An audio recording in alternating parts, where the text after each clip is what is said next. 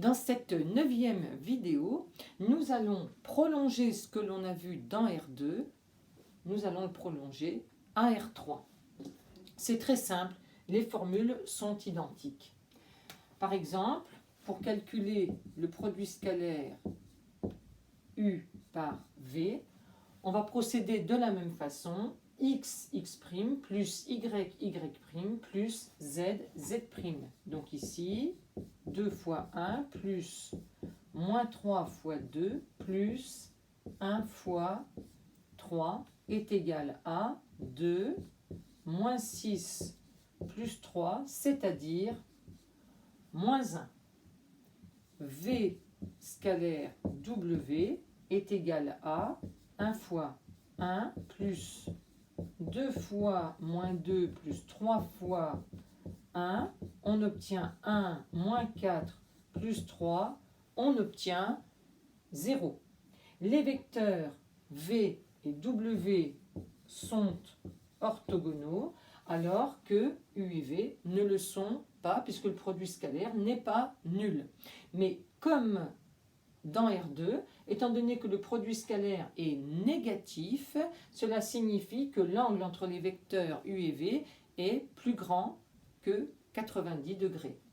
Et puis, on pourrait calculer le produit scalaire U par W.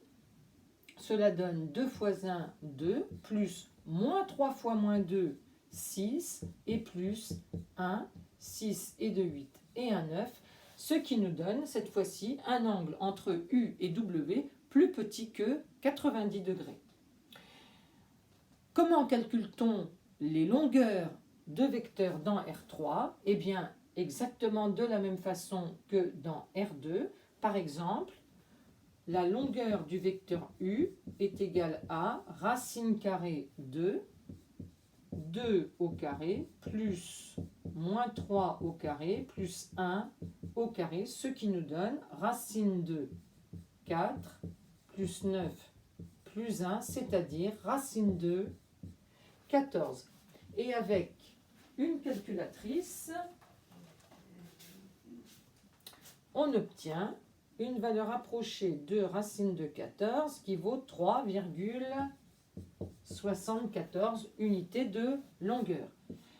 La longueur du vecteur V est égale à racine de 1 au carré qui fait 1, 2 au carré 4, 3 au carré 9, c'est-à-dire racine de 14, U et V ont exactement même longueur.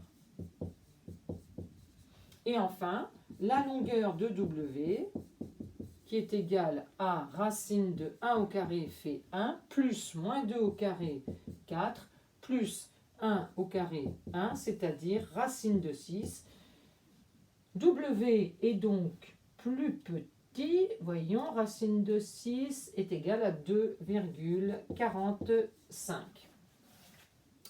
Et ce que l'on peut faire, grâce au produit scalaire, c'est calculer les angles de vecteurs. Essayons par exemple de calculer l'angle UV.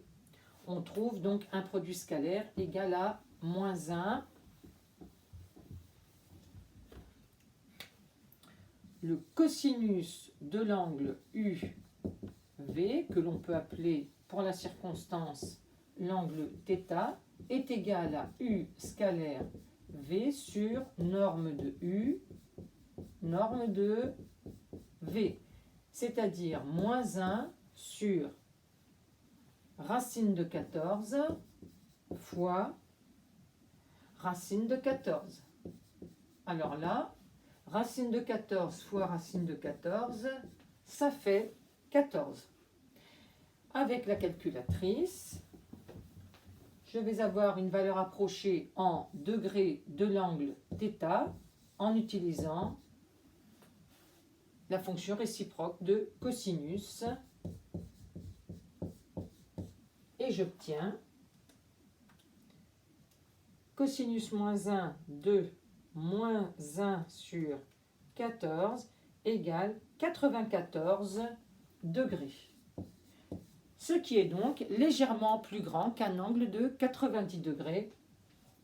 On l'avait forcément deviné puisque le produit scalaire était négatif.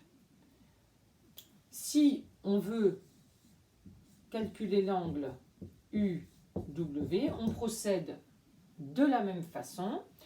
Il nous faut le produit scalaire UW.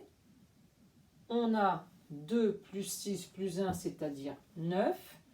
La norme de U est égale à racine de 14 et la norme de W, on avait trouvé racine de 10, ce qui me donne 9 sur racine de 14 fois 10, c'est-à-dire 140. Ce qui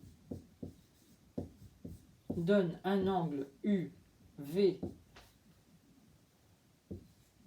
que l'on peut noter comme ça, ou sans chapeau, mais comme ça on voit bien qu'il s'agit d'un angle, égale cosinus moins 1 de 9 sur racine de 140, c'est-à-dire à peu près égal à, alors, 9 sur racine de 140.